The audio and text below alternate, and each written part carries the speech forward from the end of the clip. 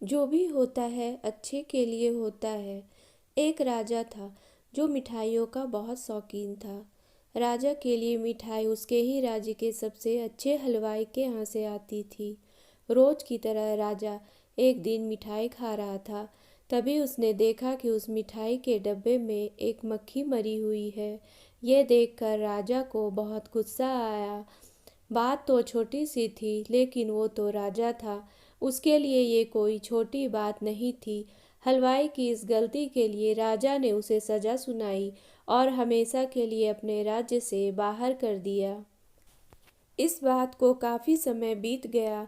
एक दिन राजा अपने कुछ सैनिकों के साथ शिकार के लिए गया।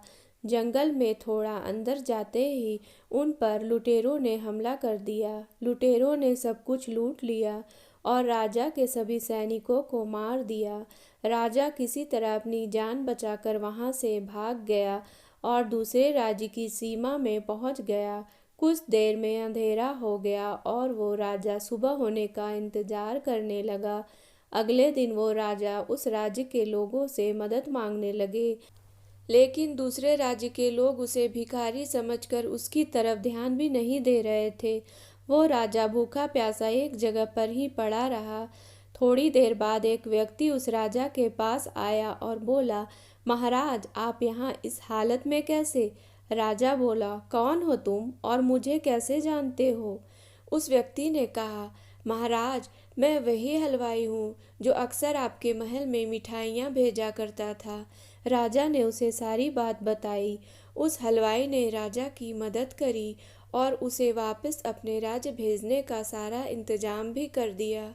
वापसी के वक्त राजा ने उस हलवाई को वापस अपने राज्य में चलने को कहा, लेकिन हलवाई बोला, महाराज, इस राज्य में मेरा बहुत नाम है।